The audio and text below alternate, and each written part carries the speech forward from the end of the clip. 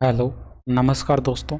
आज के इस वीडियो में हम एसएससी एमटीएस 2023 का जो आपका 13 सितंबर 2023 को जो शिफ्ट 3 के अंदर पेपर हुआ था उसका मैथ्स का पेपर आज के इस वीडियो में हम डिस्कस करेंगे, ठीक है। और ये आज हमारा प्रैक्टिस सेट 24 है। तो चलिए फटाफट से स्टार्ट करते हैं बिना देरी किए।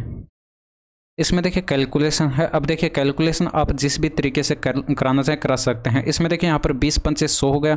सबसे पहले हम ब्रैकेट को सोल्व करते हैं और प्लस का 10 करेंगे 110 हो गया, ठीक है। अब यहाँ पर डिवाइड 11 है तो 110 में 11 का डिवाइड करेंगे 10 हो गया। और यहाँ पर जो है 2 की पावर 4 हो जाएगा 16, यानी कि 160 आपके पास जो है इसका मान आ जाएगा, इस वाले ब्रैकेट का मान, ठीक है। 2 की पावर 3 का मतलब होता है यहाँ पर 8। इस ब्रैकेट को सोल्व कर रहा हूँ मैं, 8 और इंटू में 15/20 हो जाएगा, ठीक है। अब यहाँ पर आप 5 से डिवाइड करेंगे 3 बार कट गया, 5 से डिवाइड करेंगे 4 बार कट जाएगा। 4 दूनी का 8 हो जाएगा, 3 दूनी का 6 आपके पास यहाँ पर आ जाएगा, ठीक है। और ये 16 नंबर 144 होता है तो माइनस का 144 आ जाएगा, ठीक है। अब यहाँ पर 160 माइनस का 150 आपके पास हो जाएगा। और यहाँ पर जो है 10 आपके प्रश्न का सही आंसर होगा, ऑप्शन नंबर फर्स्ट।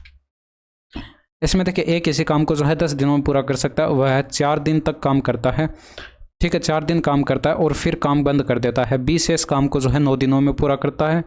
और ए और बी जो है साथ मिलकर उस काम को कितने दिनों में पूरा कर सकते हैं, ये आपको कैलकुलेट करके बताना है। देखिए इसमें ए जो है ये 10 दिन में काम कंप्लीट कर सकता है। ये आपके पास यहाँ पर टोटल वर्क हो गया। अब प्रश्न में बोला गया कि ए जो है 4 दिन तक काम करता है और इसके बाद ए काम बंद कर देता है, ठीक है। अब यहाँ पर बी की बारी आती है और ये बी जो है शेष काम जो है 9 दिनों में कंप्लीट कर देता है, तो ये भी तो टोटल वर्क होगा। तो यानी कि दोनों टोटल वर्क आपस में बराबर होने चाहिए। और यहाँ से आप कैलकुलेट करेंगे तो ये 4a इधर आकर घट जाएगा, यानी कि 6a बच जाएगा। और ये बराबर की साइड जो है b इंटू में 9 हो जाएगा, ठीक है। तो ए और बी के जब आप एफिशिएंसी का रेशियो कैलकुलेट करेंगे तो ये 3:2 यहाँ पर आ जाएगा। आप देखिए किसी भी साइड से जो है टोटल वर्क कैलकुलेट कर सकते हैं। मैं इस साइड से कैलकुलेट कर लेता हूँ। यहाँ पर जो टोटल वर्क है आपके पास ए की एफिशिएंसी आप यहाँ पर 3 यूनिट रखेंगे, इंटू में 10 करेंगे तो 30 यूनिट का जो है आपके पास यहाँ पर टोटल वर्क आ जाएगा, ठीक है। अब यहाँ पर जब ये दोनों एक साथ मिलकर काम करेंगे 30 यूनिट का, दोनों एक साथ मिलकर करेंगे तो ये 5 की एफिशिएंसी से करेंगे तो 5 का आप इसमें डिवाइड करेंगे, यानी कि 6 दिन का यहाँ पर इन दोनों को मिलाकर लगेगा। तो ऑप्शन नंबर फर्स्ट आपके प्रश्न का जो है सही आंसर हो जाएगा, ठीक है। इसमें देखिए एक कार 84 किलोमीटर पर आवर की चाल से 60 किलोमीटर की दूरी तय करती है। और यदि पूरी यात्रा की औसत चाल आपको बताई गई 72 किलोमीटर पर आवर है तो यात्रा के अगले 60 किलोमीटर के लिए जो है कार की चाल कितनी होनी चाहिए। देखिए यहाँ पर डिस्टेंस सेम दी गई है 60 किलोमीटर और 60 किलोमीटर। और यहाँ पर पहली स्पीड आपको x किलोमीटर पर आवर आपको बताई गई, ठीक है। और दूसरे भाग की चाल जो है आपको कैलकुलेट करनी है, ये आप यहाँ पर y मान लीजिए किलोमीटर पर आवर, ठीक है। ये आपको कैलकुलेट करके बताने। तो जब डिस्टेंस सेम होती है तो आप एवरेज जो स्पीड का फॉर्मूला यहाँ पर यूज़ करते हैं वो यहाँ पर x इंटू में y बाई 2 इंटू में x इंटू में y बटे x प्लस y, ये वाला फॉर्मूला आप यहाँ पर यूज़ करते हैं। एवरेज स्पीड आपको यहाँ पर 72 बताएगा, बराबर की साइड आप यहाँ पर 2 इंटू में x का मान 84 रख देंगे, y का मान आपको कैलकुलेट करना, बट्टे के अंदर x का मान 84 और इन प्लस के अंदर जो है ये y हो जाएगा, ठीक है। अब इसको आप यहाँ पर कैलकुलेट कर लेंगे भाई। 12 से आप इसको डिवाइड करेंगे 6 बार कट गया, 12 से आप इसको डिवाइड करेंगे 7 बार कट जाएगा, 2 से इसको डिवाइड करेंगे 6 को, ये 3 बार कट जाएगा। इसके अलावा आप यहाँ पर तिरछा गुणा करा देंगे, इसको इधर गुणा करा देंगे तो ये आपके पास यहाँ पर जो है 3 इंटू में 84 और प्लस का 3y हो गया। और ये बराबर की साइड जो है 7y आ जाएगा, ठीक है। तो एक साइड आपके पास 4y हो जाएगा, बराबर की साइड 84 इंटू में 3 बचेगा। 4 का आप इसमें डिवाइड करेंगे 21 आएगा, यानी कि 21 3 63 जो है किलोमीटर पर आवर में जो है आपके पास दूसरे भाग की स्पीड आ जाएगी, ठीक है। इसमें देखिए ए बी और सी ने जो है एक व्यवसाय शुरू किया और ए की पूंजी जो है सी की पूंजी का 7 गुना है और बी की पूंजी ए की पूंजी का 2 गुना है। तो यदि लाभ आपको बताया गया 7920 है तो सी का हिस्सा आपको कैलकुलेट करके बताना है। देखिए ए की पूंजी जो है वो सी की पूंजी का कितना गुना बताएगी, 7 गुना बताएगी, यानी कि सी की पूंजी अगर 1 यूनिट है तो ए की पूंजी जो है वो आपके पास 7 यूनिट हो जाएगी, ठीक है। तो ए का सी के साथ रेशियो आपके पास यहाँ पर आ चुका है, ठीक है। अब यहाँ पर आप देख सकते हैं बी की पूंजी जो है ए की पूंजी का 2 गुना बताएगी, यानी कि अगर आप यहाँ पर ए का बी के साथ रेशियो लिखे हैं तो ए की पूंजी अगर 1 यूनिट है तो बी की पूंजी जो है 2 गुना, यानी कि 2 यूनिट हो जाएगी। ये आपके पास इन दोनों का रेशियो आ चुका है, ठीक है। अब एक साथ आप यहाँ पर रेशियो कैलकुलेट करेंगे, दोनों में कॉमन देखिए क्या है, ए कॉमन है तो आप ए को यहाँ पर बीच में रख लेंगे, आसान होगा, ठीक है। अब यहाँ पर ए को आपने बीच में रख लिया और यहाँ पर बी रख लेंगे और यहाँ पर सी जो है उसको रख लेंगे, ठीक है। अब यहाँ पर आप देख सकते हैं बी का ए के साथ रेशियो भाई 2:1, ठीक है। और यहाँ पर ए का सी के साथ रेशियो 1:7 हो जाएगा। अब यहाँ पर आप जब इनका एक साथ रेशियो कैलकुलेट करेंगे तो आप एक के सामने एक रखेंगे और यहाँ पर भी एक के सामने एक। एक सेकेंड, ये गड़बड़ कर दी ना हमने। यहाँ पर ए जो है ये 7 यूनिट था, ठीक है। तो यहाँ पर जो है ये रेशियो हमने उल्टा लिख दिया। यहाँ पर ये जो ए है ये 7 यूनिट है और सी जो है ये 1 यूनिट है, ठीक है। तो 1 के सामने तो 1 आ गया, यहाँ पर 7 के सामने 7 आएगा, ठीक है। तो 7 दूनी का 14 हो जाएगा और ये 7 हो जाएगा और ये आपका 1 यूनिट हो जाएगा, ठीक है। अब यहाँ पर इनका टोटल आप करेंगे तो ये आपके पास यहाँ पर 21 और 1 22 यूनिट आपके पास टोटल बन रहा है, जबकि टोटल आपको यहाँ पर लाभ बताएगा कितना 7,920 का है। तो 7,920 है, तो यहाँ पर आप 22 का डिवाइड करेंगे तो ये आपके पास 22 3 66 हो गया और यहाँ पर बच गया 13 22 1 132, यानी कि डेटा 360 गुणा लिखा है। अब आपको यहाँ पर सी का हिस्सा कैलकुलेट करके बताना था, तो सी का हिस्सा भी आपके पास यहाँ पर 1 यूनिट ना होकर 360 गुणा हो जाएगा, यानी कि 360 रुपये जो है वो आपके पास यहाँ पर सी का हिस्सा हो जाएगा। Option number first. इसमें देखिए यदि बल्लेबाज ने जो है कुल 360 रन बनाए तो उसने जो है कितने चौके और छक्के मारे हैं। अब इस प्रश्न में देखिए आपको डेटा दिखाई नहीं पड़ रहा होगा, यहाँ पर येलो कलर से जो है आपको यहाँ पर चौके बताए गए और यहाँ पर ये जो डेटा लिखा हुआ है ये 30% लिखा हुआ है, ठीक है। तो यहाँ पर टोटल 360 रन जो थे, इसका अगर आप यहाँ पर 30% कैलकुलेट करेंगे तो यहाँ पर 2 0 से आप यहाँ पर 2 0 काट देंगे और 36 का 3 गुना कितना होता है 108 होता है, ठीक है। अब यहाँ पर आपको पता है एक चौका अगर लगाया जाता है तो 4 रन बनेंगे, तो आप यहाँ पर चौकों की जब संख्या कैलकुलेट करेंगे तो यहाँ पर चौकों की संख्या कितनी हो जाएगी भाई। आप यहाँ पर जो है इसके अंदर 108 के अंदर जो है 4 का डिवाइड कर देंगे, ठीक है। तो 4 दूनी 8 हो गया, 7 चौके 28, यानी कि 27 तो चौके हो गए।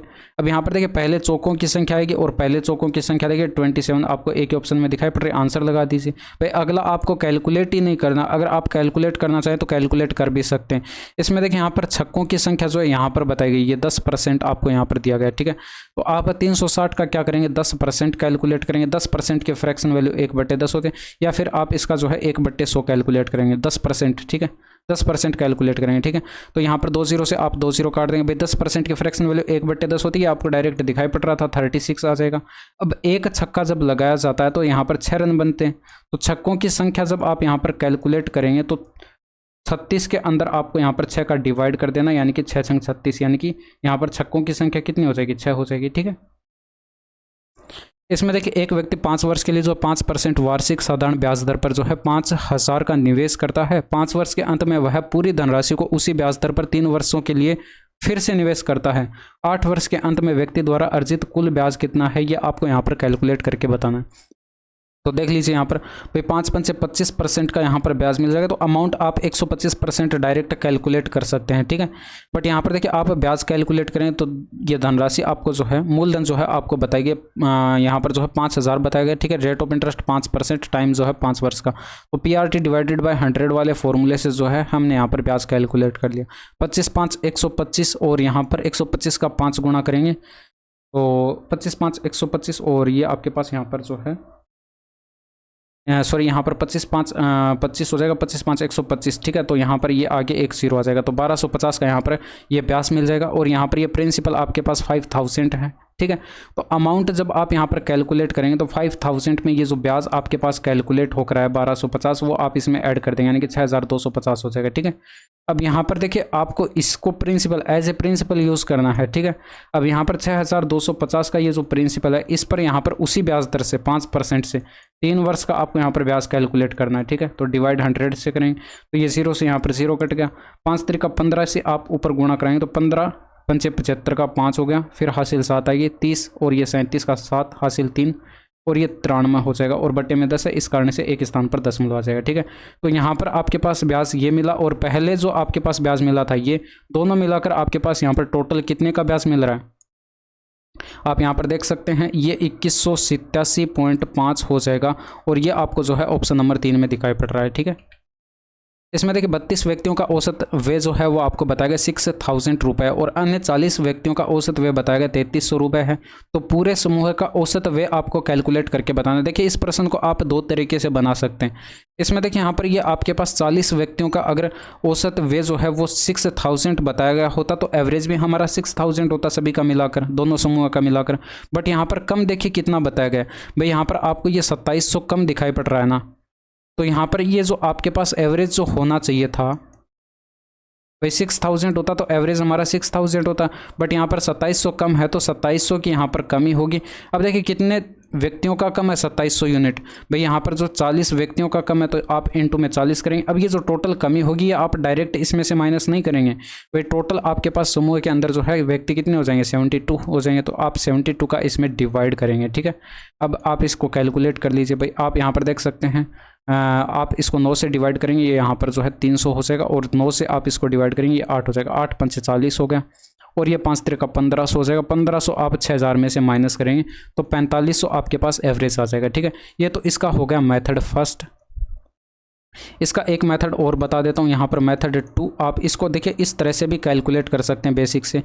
बेसिक से जब आप इसको बनाने जाएंगे तो आप इसमें क्या कर सकते हैं, देखिए यहाँ पर ये 32 व्यक्ति हैं और इनका औसत 6000 बताएगा, तो 32 इंटू में 6000 क्या ये इनका टोटल वे आ जाएगा। और 40 व्यक्ति जो अगले हैं उनका औसत वे 3300 बताएगा, तो 40 इंटू में 3300 करेंगे, ये इनका टोटल वे आ जाएगा। दोनों को ऐड करेंगे, पूरे समूह का टोटल वे आ जाएगा।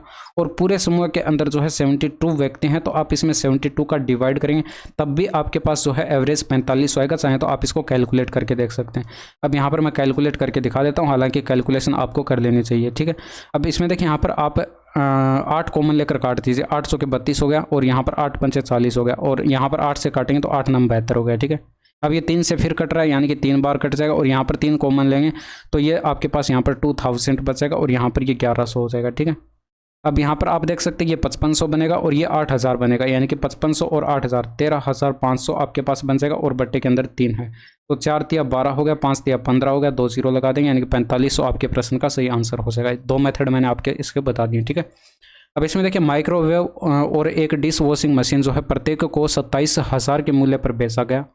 यदि माइक्रोवेव को 25% के लाभ पर और डिश वॉशिंग मशीन को जो है 25% की हानि पर बेचा गया, तो पूरे लेन देन पर कुल लाभ या हानि प्रतिशत आपको कैलकुलेट करके बताना है। देखिए अगर मैं यहाँ पर माइक्रोवेव की बात करूँ, अगर मैं बात करूं तो यहाँ पर इसको जो है 25% के प्रॉफिट पर बेचा गया। 25% की फ्रैक्शन वैल्यू 1/4 होती है, यानी कि 4 पर 1 का प्रॉफिट लिया गया। तो 4 अगर आपका यहाँ पर कॉस्ट प्राइस था तो सेलिंग प्राइस विक्रय मूल्य जो है वो आपका यहाँ पर जो है 5 यूनिट हो जाएगा। ठीक है, ये आपके पास यहाँ पर कॉस्ट प्राइस और सेलिंग प्राइस में रेशियो आ चुका है। अब अगर मैं बात करूँ यहाँ पर डिश वॉशिंग की, तो यहाँ पर डिश वॉशिंग जो है ये आपको यहाँ पर बताएगा 25% की हानि पर बेचा गया, यानी कि इसकी फ्रैक्शन वैल्यू 1/4, 4 पर 1 का लॉस हुआ, यानी कि 4 की वस्तु जो है यहाँ पर 3 में बेची गई। बट यहाँ पर आप देख सकते हैं आपको जो सेलिंग प्राइस प्रश्न में बताया गया था वो 27000 बताया गया था, दोनों का सेम बताया गया था। लेकिन यहाँ पर अलग अलग है सेलिंग प्राइस, तो बराबर बनाने के लिए 5 और 3 का एलसीएम 15 होता है, तो इसको यहाँ पर सेलिंग प्राइस को 15 बनाने के लिए 3 से गुणा करना पड़ेगा, और इसको 15 बनाने के लिए इसको 5 से गुणा करना पड़ेगा। ठीक है, तो अब ये जो आपके पास यहाँ पर कॉस्ट प्राइस सेलिंग प्राइस के अंदर जो रेशियो बनेगा वो मैं यहाँ पर लिख रहा हूँ। ठीक है, तो यहाँ पर ये आपके पास जो है 12 और ये 5 तिया 15 हो गया, और ये आपके पास 20:15 हो गया। आप देख सकते हैं सेलिंग प्राइस यहाँ पर बराबर बन चुका। आप इनको ऐड करेंगे 32 हो गया, इनको ऐड करेंगे 30 हो गया। तो ओवरऑल जो है आपको यहाँ पर दिखाई पड़ रहा है -2, यानी कि 2 का घाटा हुआ है। तो 2 का यहाँ पर घाटा हुआ है कितने पर, 32 पर, और गुणा 100 कर देते हैं। तो यहाँ पर जो आपके पास ये बनता, जब आप इसको कैलकुलेट करते तो यहाँ पर 1/16, अब 16 का आप इसमें डिवाइड करते, 16 छिके 96 हो गया, और ये माइनस में आएगा। ठीक है, 16 छिके 96 हो गया, बच गया 4, दशमलव लगाएंगे, 16 दूनी का 32, और 16 पंचे 80 हो जाएगा। तो माइनस का 6.25% आपके पास आ जाएगा, और माइनस का चिन्ह यहाँ पर जो है लॉस को रिप्रेजेंट करता है। ठीक है, तो ऑप्शन नंबर 4 आपके प्रश्न का सही आंसर हो जाएगा। अब इसमें देखिए 1987 से 1988 और 1988 से 1989 और 1989 से 1990 के वर्षों के लिए जो है औसत राष्ट्रीय आय कितनी थी, ये आपको कैलकुलेट करके बताना। तो जब आप यहाँ पर 1987 से 1988 और 1988 से 1989 और 1989 से 1990, अब यहाँ पर आप राष्ट्रीय आय देखेंगे तो इन सभी का आप यहाँ पर टोटल कर लीजिए। ठीक है, अब यहाँ पर देखिए ऊपर 0.5 है और यहाँ पर भी 0.5 है। ठीक है, तो ये 390 और ये 434 824 हो जाएगा, और यहाँ पर ये 329। भाई ये 329 जो है ये आप यहाँ पर 834, ये आपके पास 824 हुआ है। ठीक है, तो 824 में आप जो है ये 329.200 जो है आप इसमें ऐड करा देंगे। ठीक है, तो ये यहाँ पर 0.2 तो आपके पास लास्ट में आएगा, और यहाँ पर 9 4 13 हो गया, और ये 5 हो जाएगा, और यहाँ पर जो है ये 11 हो जाएगा। आप क्या करेंगे, जो टोटल आपके पास 1153.2 आया, ये 3 साल का डेटा, आप इसमें 3 का डिवाइड कर देंगे तो जो एवरेज आपके पास यहाँ पर पूछा गया, औसत राष्ट्रीय आय जो पूछी गई है, वो आपके पास यहाँ पर कैलकुलेट होकर आ जाएगी। ठीक है, तो यहाँ पर जो है आप इसको सोल्व करेंगे तो ये 3 त्रिका 9 हो गया, बच गया 2, 8 त्रिका 24 हो गया, 4 तिया 12 हो जाएगा। पॉइंट ये देखिए 384 आपको एक ही ऑप्शन में दिखाई पड़ रहा है, 0.4 आपके प्रश्न का जो है करेक्ट जवाब हो जाएगा। ठीक है, अब इसमें देखिए यहाँ पर ये आपको लंबाई, चौड़ाई और ऊंचाई जो है वाले एक ठोस धातु के घुनाभ को पिघलाकर जो है 14 सेंटीमीटर ऊंचाई वाला एक शंकु बनाया जाता है। तो इस प्रकार बने शंकु की त्रिज्या कैलकुलेट करके बतानी, तो यानी कि वॉल्यूम यहाँ पर बराबर होगा, तो घनाभ का वॉल्यूम हो जाएगा लंबाई इंटू में चौड़ाई इंटू में ऊंचाई, और यह बराबर हो जाएगा शंकु के वॉल्यूम के। तो शंकु का volume 1/3 pi r square h होता है, तो 1/3 पाई की वैल्यू 22/7 आर स्क्वायर, आर का मान आपको यहाँ पर कैलकुलेट करना। एच हाइट जो है आपको शंकु की बताएगी कितनी, 14, तो यहाँ पर आप कैलकुलेट कर लेंगे भाई, 7 दूनी का 14 हो जाएगा, और यहाँ पर जो है 11 दूनी का 22 हो जाएगा, और यहाँ पर 2 से ये 6 कट जाएगा 3 बार, और 2 से ये 8 कट जाएगा 4 बार, तो 4 तिया 12 हो जाएगा, 3 इधर आ जाएगा 36 हो जाएगा। आर स्क्वायर बराबर 36, तो आर बराबर आप कह सकते हैं कि 6 सेंटीमीटर आपके प्रश्न का सही आंसर हो जाएगा। ठीक है, इसमें देखिए एक बोतल के मूल्य में पहले 15% की वृद्धि की जाती है, और बाद में जो है बिक्री में कमी के कारण इसके मूल्य में 24% की कमी की जाती है। तो बोतल के अंतिम मूल्य में निवल प्रतिशत परिवर्तन आपको कैलकुलेट करके बताना। देखिए x% का इंक्रीमेंट, और फिर जो है आपको यहाँ पर y% का डिक्रीज आपको यहाँ पर बताया शायद। ठीक है, तो यहाँ पर जब आप सक्सेसिव कैलकुलेट करते हैं तो आप किस तरह से करते हैं, x माइनस का y, भाई यहाँ पर ये कमी हो रही है तो आप इसको माइनस में लिखेंगे। ठीक है, माइनस का XY बटे 100, ये वाला फॉर्मूला आप यहाँ पर यूज़ करेंगे। तो यहाँ पर x की जगह आप 15 रखेंगे, माइनस का ये 24, माइनस के अंदर 15 इंटू में 24 और डिवाइडेड बाय 100 करेंगे, तो ये आपका यहाँ पर जो है माइनस का 9 बच गया। और यहाँ पर देखिए ये आपके पास 360 ऊपर बनेगा, 100 का आप डिवाइड करेंगे 3.6 हो जाएगा, तो ये आपका माइनस का जो है 12.6 आ जाएगा परसेंट में। और ये माइनस का चिन्ह जो है यहाँ पर ये कमी को रिप्रेजेंट करता है। ठीक है, तो कमी वाला जो है वो आपके पास यहाँ पर करेक्ट जवाब हो जाएगा। अब इसमें देखिए यदि ब्याज अर्धवार्षिक रूप से संयोजित होता है तो 500 रुपये पर 2 वर्षों में 20% वार्षिक की दर से जो है चक्रवर्ती ब्याज रुपए में आपको कैलकुलेट करके बताना है। ठीक है, तो देखिए इसमें यहाँ पर अर्धवार्षिक रूप से संयोजित होता है, तो ये रेट ऑफ इंटरेस्ट जो है ये आपके पास यहाँ पर 20% ना होकर आधी हो जाएगी, आधी करेंगे आप यहाँ पर 10%, इसको रेट ऑफ इंटरेस्ट को यहाँ पर लिख लेंगे। ठीक है, अब यहाँ पर जो समय आपको बताएगा 2 वर्ष का बताएगा, यानी कि ब्याज जो है 6 महीने से आपका कंपाउंडेड होगा। तो यहाँ पर भाई आपके पास यहाँ पर 2 वर्ष में 24 महीने हो जाएंगे। ठीक है, अब 24 महीने हो जाएंगे, ब्याज हमारा 6 महीने से कंपाउंडेड हो रहा है, तो आप इसमें 6 का डिवाइड करें, यानी कि टोटल ब्याज जो है हमारा 6 बार कंपाउंडेड होगा, तो ये टाइम कैलकुलेट होकर आ जाएगा। ठीक है, तो जिस तरह से आप 4 वर्ष के लिए कैलकुलेट करते हैं कैलकुलेट कर लेंगे। अब यहाँ पर देखिए कंपाउंड इंटरेस्ट पूछा गया, तो इसमें ट्री मेथड जो है ज़्यादा बेस्ट रहेगा।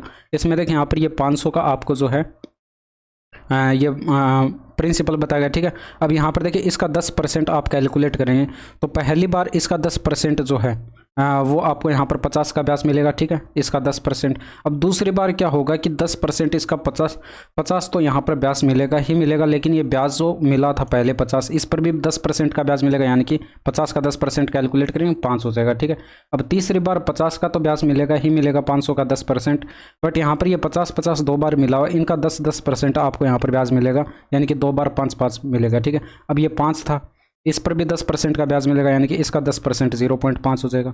इसी तरह से चौथी बार भी आपको यहाँ पर जो 500 का 10% 50 का तो ब्याज मिलेगा ही मिलेगा।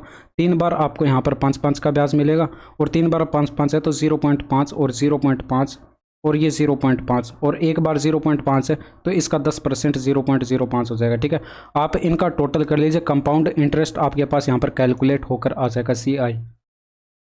तो यहाँ पर आप देख सकते हैं 50 जो है आपके पास यहाँ पर 4 बार आ रहा है, तो 4 इंटू में 50 कर लेंगे, प्लस के अंदर 5 यहाँ पर जो है आपको 6 बार देखने को मिल रहा है, तो 6 इंटू में आप यहाँ पर 5 कर लेंगे, प्लस के अंदर इसके बाद यहाँ पर देखिए 0.5 जो है वो आपको यहाँ पर 4 बार देखने को मिल रहा है, तो आप 0.5 4 इंटू में आप यहाँ पर 0.5 कर लेंगे, प्लस के अंदर इसमें देखिए 0.05 एक ही बार दिखाई पड़ रहा है, तो आप इसको 0.05 इसमें ऐड कर देंगे। ठीक है, तो ये 200 हो गया, ये 230 हो गया, और ये आपके पास यहाँ पर 2 हो जाएगा 232, और ये 232.05 आपके प्रश्न का जो है करेक्ट जवाब हो जाएगा। ठीक है, तो कंपाउंड इंटरेस्ट आपके पास आ चुका है।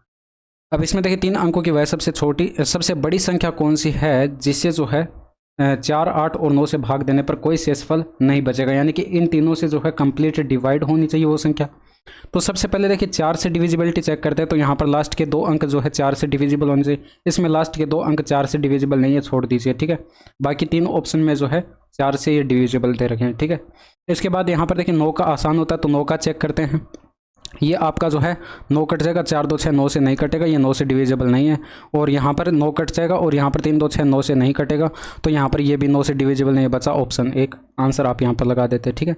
इसमें देखिए घन का सबसे लंबा विकर्ण आपको बताया गया और घन का कुल पृष्ठ क्षेत्रफल आपको कैलकुलेट करके यहाँ पर बताना है, ठीक है। तो यहाँ पर आप देख सकते हैं इसका घन का जो है सबसे लंबा विकर्ण, भाई सबसे लंबा विकर्ण अगर हम बात करें घन के विकर्ण की, तो घन का विकर्ण जो होता है ये भुजा गुणा √3 होता है, ठीक है। और इसकी लंबाई आपको 6 √3 बताई गई, तो √3 से √3 कट गया, a बराबर कितना आ गया, 6 आ गया। अब घन का कुल पृष्ठ क्षेत्रफल क्या होता है, आपको पता है घन का कुल पृष्ठ क्षेत्रफल, एक पृष्ठ का क्षेत्रफल भुजा स्क्वायर होता है, तो टोटल 6 पृष्ठ होते हैं, तो 6 गुणा में आप यहाँ पर भुजा स्क्वायर करेंगे, यानी कि 6 इंटू में आप 6 का स्क्वायर करेंगे, तो 36 इंटू में 6 यानी कि 216 आपके प्रश्न का जो है सही आंसर हो जाएगा, ठीक है। अब इसमें देखिए यहाँ पर एक दुकानदार ने जो एक ओवन 25,000 में खरीदा और इसे 29,500 में बेच दिया, उसने अतिरिक्त खर्च के रूप में जो है 1500 खर्च किए, उसका हानि या लाभ प्रतिशत आपको कैलकुलेट करके बताना। देखिए सबसे पहले मैं अगर लागत मूल्य की बात करूं तो यहाँ पर जो है 25,000 में इसने खरीदा था, 1500 इसने खर्च कर दिया इस पर, तो टोटल कुल मिलाकर जो आपके पास इसका लागत मूल्य जो होगा वो आपके पास 25,000 प्लस का 1500 करेंगे, तो यहाँ पर ये 26,000 जो है 500 हो जाएगा, ठीक है। ये कुल लागत मूल्य हो जाएगा। और सेलिंग प्राइस यहाँ पर प्रश्न में कितना बताएगा, 29,500 बताएगा। तो आप यहाँ पर देख लीजिए कितने का प्रॉफिट आपको दिखाई पड़ रहा है, 3,000 का यहाँ पर प्रॉफिट दिखाई पड़ रहा है। तो 3,000 का प्रॉफिट आपको यहाँ पर दिखाई पड़ा कितने पर, 26,500 पर, और गुणा आप यहाँ पर 100 से कराते हैं, तो 2 0 से 2 0 कट गए। इसके बाद यहाँ पर आप इसको 5 से काटते तो यहाँ पर ये 600 आ जाता, और यहाँ पर 5 से काटते इसको, तो ये आपका 5 5 25 और 5 दिया 15, 53 आ जाता, ठीक है। अब 600 के अंदर आपको देखिए 53 का डिवाइड करना है। देखिए यहाँ पर बटे में अगर 50 होता तब आपके पास यहाँ पर आंसर जो आपका आता लगभग 12% आता, एग्जैक्टली 12% आता अगर बटे में 50 होता, बट यहाँ पर 50 से ज़्यादा है बटे के अंदर, तो बटे के अंदर वैल्यू बड़ी है, तो आंसर हमारा जो है 12% से कम आएगा। अब 12% से कम देखिए आपको 11% दिखाई पड़ रहा है, अब 11% आपको यहाँ पर दिखाई पड़ रहा है, बट यहाँ पर देखिए प्रॉफिट हो रहा था भाई, प्लस यहाँ पर देखिए ज़्यादा में बेची जा रही है तो प्रॉफिट हो रहा था, तो प्रॉफिट वाला जो है वो आपका सही आंसर होगा, ना कि लॉस वाला, ठीक है। अब इसमें देखिए एक मोटर जो है नाव की चाल एक मोटर नाव जो है किसी चाल से यात्रा करते हुए धारा के प्रतिकूल 28 किलोमीटर और धारा के अनुकूल 40 किलोमीटर की दूरी 11 घंटे में तय करती है। अब देखिए अगर मैं बात करूं यहाँ पर प्रतिकूल की, तो यहाँ पर 28 किलोमीटर की डिस्टेंस जो है x माइनस वाई की स्पीड से, भाई प्रतिकूल आपके पास यहाँ पर चाल x माइनस का वाई हो जाएगी, x यहाँ पर नाव की चाल है और y धारा की चाल है, ठीक है।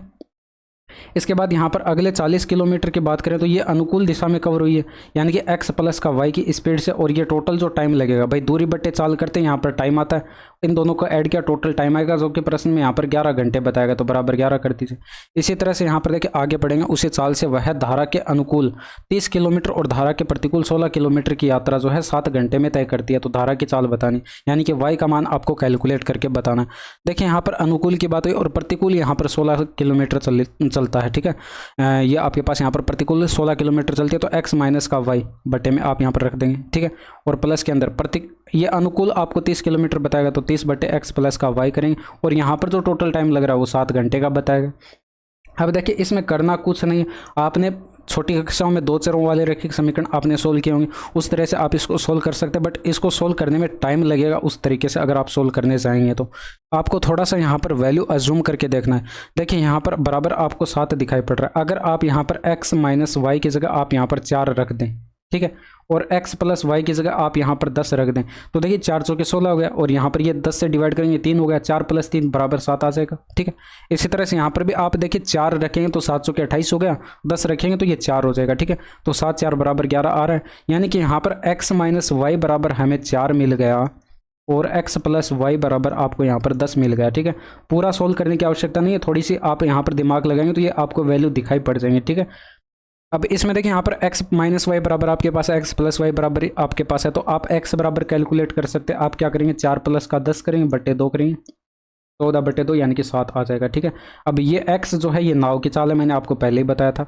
और धारा की चाल y का मान आप यहाँ पर कैलकुलेट करेंगे तो आप यहाँ पर दोनों का डिफरेंस करेंगे, 10 में से 4 घटा देंगे और बटे 2 करेंगे, यानी कि 6/2 यानी कि 3 आपके पास आ जाएगा। आपको धारा की चाल बतानी थी तो 3 किलोमीटर/आवर जो है आपके प्रश्न का सही आंसर हो जाएगा। ठीक है, इसमें देखिए एक बाइक एक पुल को जो है 75 किलोमीटर/आवर के चाल से पार करती है और यदि बाइक को पुल पार करने में जो है 20 मिनट का समय लगता है तो पुल की लंबाई आपको कैलकुलेट करके बतानी है। देखिए पुल की लंबाई अगर L मान ले तो ये जो है 75 किलोमीटर/आवर से जो है यहाँ पर कवर हुई है। भाई आप दूरी बट्टे चाल कर दे तो आपके पास टाइम कैलकुलेट होकर आता है, जो कि टाइम प्रश्न में 20 मिनट का बताया गया तो बराबर 20 मिनट करते, ये मिनट में आप इसको घंटे में कन्वर्ट करेंगे, 60 से डिवाइड करेंगे तो ये 1/3 आ जाएगा बराबर की साइड। ठीक है, तो L बराबर यहाँ पर 75/3 आएगा, यानी कि 25 आपके पास किलोमीटर में जो है पुल की लंबाई आ जाएगी। इसमें देखिए 1 से 73 तक की प्राकृत संख्याओं का औसत आपको कैलकुलेट करके बताना। देखिए 1 से लेकर 73 तक की आप प्राकृत संख्या लिखेंगे तो सभी के बीच का गैप आपको यहाँ पर जो है 1-1 का यानी कि बराबर का गैप दिखाई पड़ रहा है। तो आप सीधे डायरेक्ट क्या करते हैं, फर्स्ट टर्म प्लस का लास्ट टर्म करते हैं। तो यहाँ पर आप 73 प्लस का 1 करेंगे और इसमें आप 2 का डिवाइड कर देंगे क्योंकि 2 ही टर्म आपने यहाँ पर लिए हैं। ठीक है, तो 74/2 करेंगे यानी कि 37 आपके प्रश्न का जो है करेक्ट जवाब हो जाएगा। ठीक है, अब इसमें देखिए P एक काम का जो है 1/5 भाग 12 दिनों में पूरा कर सकता है, Q उसी काम का 1/6 भाग 8 दिनों में पूरा कर सकता है और P और Q दोनों साथ मिलकर जो है उस काम को कितने दिनों में पूरा कर सकते हैं। देखिए यहाँ पर टोटल आपके पास 5 यूनिट काम है, उसमें से 1 यूनिट 12 दिन में कर रहा है तो 5 यूनिट 12×5 = 60 हो जाएगा, यानी कि P जो है टोटल काम 60 दिनों में कंप्लीट करता है। इसी तरह से आप यहाँ पर देख सकते हैं टोटल काम यहाँ पर 6 यूनिट का है और इसमें से 1 यूनिट जो है वो काम 8 दिन में करता है Q, तो टोटल 6 यूनिट का काम 8 के 48 दिनों में कंप्लीट कर लेगा Q। ठीक है, तो अब आप देख सकते हैं भाई P x दिनों में काम करता है और Q अगर A x दिनों में काम करता है और B अगर y दिनों में काम करता है, तो आप टोटल टाइम जो कैलकुलेट करते हैं वो आप यहाँ पर x × में y/x + y करके कैलकुलेट करते हैं। तो यहाँ पर आप वैल्यू पुट कर दीजिए भाई 60 × में 48 करेंगे और बट्टे के अंदर 60 + 48 108 हो जाएगा। ठीक है, अब आप इसको कैलकुलेट कर लीजिए, आपके पास आंसर आ जाएगा। तो इसमें आप यहाँ पर देख सकते हैं 6 से ये डिवाइड करेंगे तो यहाँ पर 10 आ जाएगा और 6 से आप इसको डिवाइड करेंगे 6 कम 6 और 7 × 48 हो जाएगा। ठीक है, 7 × 42 8 × 48 हो जाएगा। ठीक है, तो यहाँ पर ये 18 आ जाएगा। इसके बाद आप यहाँ पर देख सकते हैं 6 से आप डिवाइड करेंगे 8 × 48, 6 से डिवाइड करेंगे 3 बार कट जाएगा। ठीक है, तो 80/3 आपके पास आ जाएगा। 3 का आप इसमें डिवाइड करेंगे, 3 दूनी का 6 हो गया, बच गया 2 और फिर यहाँ पर जो है 6 × 18 हो जाएगा, बच गया 2 फिर बट्टे 3 आपके प्रश्न का जो है करेक्ट जवाब हो जाएगा। अब इसमें देखिए चतुर्थ समानुपाती आपको कैलकुलेट करके बताना, कुछ नहीं करना था। यहाँ पर देखिए इसका 3 गुणा हो रहा है तो ये भी आपके पास यहाँ पर 3 गुणा हो जाएगा, यानी कि यहाँ पर जो है 24 आपके प्रश्न का सही आंसर हो जाएगा। बाकी देखिए रेशियो मेथड तो है ही, 3 का जो 9 के साथ रेशियो होगा। अगर चतुर्थ समानुपाती आप यहाँ पर x मान लेते, चतुर्थ समानुपाती आप x मान लेते तो 8 का जो x के साथ रेशियो है वही 3 का 9 के साथ होगा। तो यहाँ पर आप देख सकते हैं x बराबर तिरछा गुणा करेंगे तो 3x बराबर जो है 9 × 8 = 72 आ जाएगा, यानी कि x बराबर 24 × 72 होता है तो 24 आपके पास ऐसे भी आंसर आ जाएगा। ठीक है, तो ये थे आपके पूरे 20 प्रश्न और यहाँ तक की वीडियो कैसी लगी कमेंट करके ज़रूर बताएगा। बाकी मिलते हैं आपसे नेक्स्ट वीडियो में। That's all for today. Thank you, धन्यवाद, बाय बाय, टेक केयर।